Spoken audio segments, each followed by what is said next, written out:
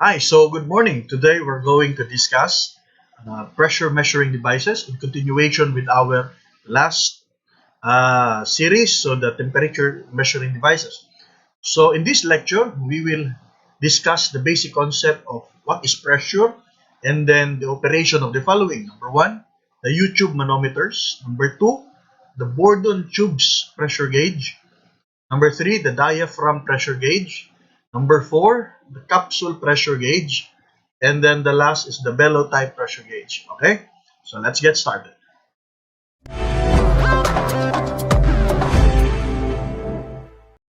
Okay, so pressure measurement is very important, not only in the industry but also on board ship. Okay, so that is why we have to tackle the basic or the fundamental concepts of pressure. Okay, so for instance here, this is the air system. So this is the line from our emergency air papunta sa ating diesel generator 1, and then ito naman papunta sa ating diesel generator 2. Okay? So the pressure that will go to this particular pipe here is around 29.94 bar. So bar yung unit natin commonly used on board. So makita naman natin dito sa ating pressure gauge na the pressure reading here in this line is around 30 bar. Okay? So another example is makita natin sa ating diesel generator. So when we start our diesel generator, there are two options. We can start it electrically or we can start it using our hydraulic accumulated press. Okay? So ito yung minumove natin, yung hand pump natin para yung pressure natin mag-accumulate before natin i-start, paandarin natin yung generator natin. So, kailangan mag-accumulate yung pressure natin. And of course, we have to measure what is the pressure that is being accumulated. So, that is why pressure measurement is very important. So, in this particular case here, nandito banda yung pressure gauge natin para malaman natin kung ano yung pressure at a particular pump. Okay? So that is why it is very important for us to understand the fundamentals, especially for the future operational in charge in engine watch. So the fundamental concepts in pressure measurement or in pressure. Okay? So but before we proceed to the pressure measuring devices, we have to understand first what is pressure. Ang pressure, hindi ito yung napipressure ka na kasi malapit ng mag-exam. No, that's not that kind of pressure that we're talking here. So the pressure that we're talking here is the pressure that measures the force acting on a particular area. The force on an area. So as what we remember sa ating physics, so the formula of our pressure is the force over area. Okay? So yan. So this is a common example here. So bakit siya low pressure, bakit siya high pressure here? As what we can observe here, low pressure siya kasi yung area dito is malaki. Dito naman sa kabila, medyo maliit yung area, so that is why at the same force na yan, mas mataas yung pressure dito na banda. Okay? In our algebra, we can directly analyze the relationship between the three variables. Okay? So the pressure and force is directly proportional. So ibig sabihin ng directly proportional, pag tataas yung force mo, tataas din yung pressure. Pag bababa yung force mo, bababa din yung pressure natin. And then yung area at saka yung pressure natin is inversely proportional. Ibig sabihin yan, if this variable increases, the other variable decreases. So anong ibig sabihin? Example, so if the area increases, the pressure decreases. So that is why, let's start from this portion here. So ito yung area natin. Since the surface area being applied with this force increases, nag-increase man yung area dito banda, so that is why the pressure decreases. Kaya nga low pressure dyan. Okay? So at the same time, if the area decreases, the pressure increases. So that is why the surface area here, from this scenario to that scenario, nag-increase yung pressure natin kasi yung surface area from this point, nag-decrease siya pagdating dito. So that is the basic concept of pressure. as na-discuss na yan sa ating physics at also sa introductory of our thermodynamics.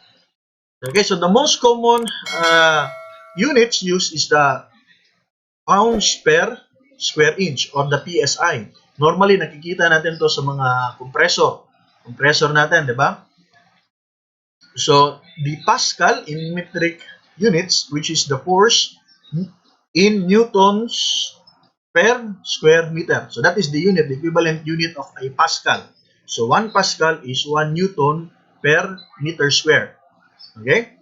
So, but normally guys, commonly, yung nakikita natin sa simulator natin, the most common unit of the pressure there is bar. So, yung 1 bar natin is equal to 100 kilopascal. Kilopascal, ibig sabihin, 1,000. So, this is 100,000 pascal. So, 1 bar is equal to 100,000 pascals. Okay? So, that's the basic of pressure, the basic concept of pressure. So, let's start with pressure measuring devices. Let's start with number 1. So, manometers, ito na, YouTube manometers. So, YouTube, alam na alam natin yung YouTube. But, yung YouTube manometer, medyo tagilid dahil yan. So, yung YouTube manometer consists of a U-shape. So, basically, U-shape yan siya. So, yan yung YouTube manometer natin. Bakit siya tinawag na YouTube? YouTube manometer kasi yung tube niya forms letter U. U-shaped glass partially filled with liquid. Partially filled with liquid. So, yan yung level niya. This is approximately the range of this device is around 0.1 to 120 psi. Okay, so how does this manometer operate? So, madali lang at no pressure applied, no external pressure applied. So, yung 2 levels of water mo, equal yan. Okay? Since the pressure is from this point here, yung sa left natin, the pressure sa right natin, equal yan. Yung atmospheric pressure here and the atmospheric pressure here is assumed equal. Okay? However, if you are going to exert something here, for example, hangin ba yan? So, ang mangyayari niya ngayon, this one will change. Okay? If you are going to increase the pressure here, so ano mangyayari sa kabila? Of course, water, that is a water, assuming water, so the water will flow, this fluid will flow to the right. So that is why there is a change in height. So from zero, nag-change siya into around here. There is a change in height. Yes? So this change in height, we can compute the change in pressure with respect to this change in height. Okay? So let's take a look at some example here. So example 7.11 in the book of William Dunn. So the liquid in manometer has a specific weight of 8.5 kilonewton per meter cube. Okay, if the liquid rises to 83 centimeter higher, the lower pressure leg, what is the difference in pressure between higher and lower legs? Okay? So, yan yung itsura niyan. So, may pressure ka daw in-apply dito which changes the pressure here. The height. So, yung height niya daw nag-change into 83 centimeter higher in the lower. So, nag-change siya. So, this is the deviation here. We're going to solve that one. So, the formula is we have to use this one. So, the change in pressure, the delta P is equal to the gamma. The gamma here, specifies the specific weight of the particular fluid. So, the delta H is the change in height. Okay? So, the change in height. So, directly substituting the values, so yung specific weight natin is 8.5 kilonewton meter cube times the change in height na 83 centimeters. Sir, bakit naging 83 over 100 yan? Okay? As what I've said in the previous example that we had, dun sa previous series natin, When you solve some problem, you have to be consistent with the units. Dapat isa lang ang unit for that specific parameter. For example, in this case here, the unit of distance. So, or the unit of length. So, if yung specific weight natin dito, the unit of our specific weight is in terms of cubic meter. Naka-cubic meter yan siya. So, ibig sabihin yan, etong banda yan. Let's take a look at the manipulation of our units here. So, naka-cubic yan. Okay? Naka-cubic meter. So, that is why, yung centimeter natin dito, na 83 centimeter, we have to convert that one into meters. So, how do you convert centimeter to meters? You will just have to divide that value into by 100. Okay? So, that is why 83 divided by 100, may 83 divided by 100 yan. Or, the 83 centimeter is just equal to 0.83 meters. Okay? Pwede na i-substitute mo. So, that is 8.5 times 0.83. So, let's take a look at the units here. So, meter cube, cubic meter, and then may meter dyan. So, ibig sabihin, mag-cancel out yung isang yung squared. Magiging squared na yan. So, that is equivalent to kilonewton per meter square.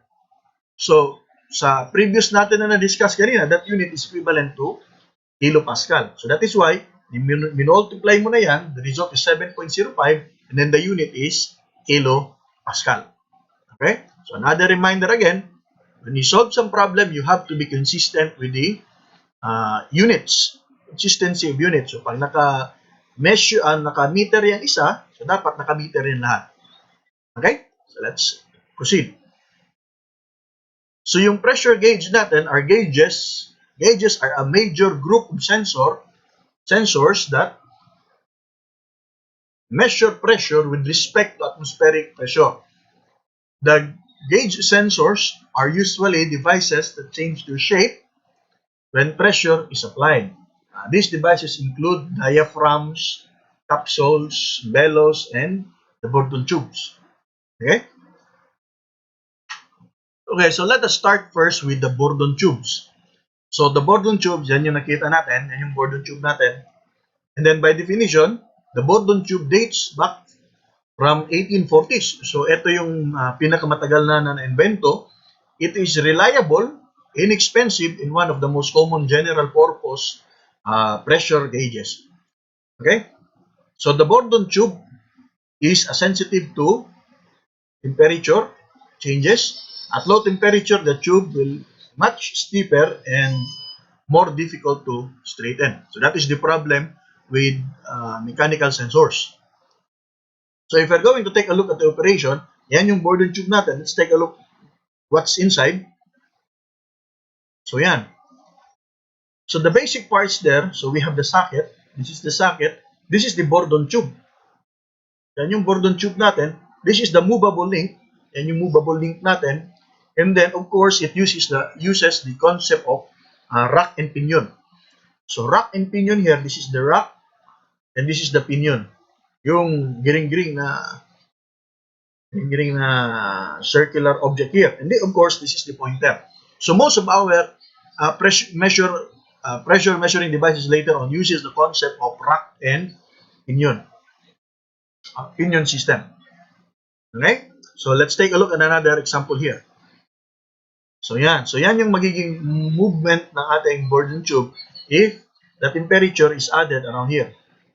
So, pag may pressure kang nilagay dito, this tube, C-tube will expand and then mag-move yung pointer natin, mag-move yung needle natin. Okay? So, diaphragm pressure gauge. So yan yung diaphragm pressure gauge natin. Madali lang siyang makita compared to our Bourdon tube because of this one. Nandito kasi yung diaphragm niya. Okay, so by definition, diaphragm pressure gauge is mechanically connected to the transmission mechanism which will amplify the small deflections of diaphragm and transfer it to the pointer. Okay, in order to understand the definition much better, so let's take a look at this animation here. Okay? So this is, of course, credited to the Instropedia. Okay, so anong nangyayari? So if you have some pressure here, so this is the diaphragm around here. So the diaphragm, the pressure will push this diaphragm here, that will cause this portion here to move. Sir, bakit hindi na lang natin idiretso yan, then this will move? The movement of this arrow here, as what you can see here, tingnan nyo maigi, the movement yan masyadong maliit. Tingnan nyo. Hindi masyadong gumagalaw yung line na yan. That is why, in order to amplify that movement, ito yung mag-amplify niyan. The rack and pinion na motion. The purpose of this movable link here is to amplify that movement of your pressure gauge. Okay? So the pressure ranges of the diaphragm gauge fall between 0.5 to 400 bar. Okay? And then due to the presence of diaphragm, these gauge are extremely suitable for viscous media. So, yung mga malalapot na mga fluids. So for corrosive gases and liquids, the diaphragm may be coated or covered with a foil. So next is yung tinatawag nating capsule type pressure gauge. Okay, so yan yung itsura ng capsule pressure type gauge. So the capsule is made up of two diaphragms. So same kanina, each having their own deflection. The sensitivity will be twice as large as the diaphragm of the pressure gauge. So that is why yung capsule pressure gauge are normally being used when you are going to measure low pressure. Okay, hence this gauge measure the pressure below the specification of the diaphragm pressure gauge. So the ideal, this sensor, this capsule type is normally used in barometer. So let's take a look at how it moves. So yan. So ito yung dalawang diaphragms natin, magkadikit na diaphragms.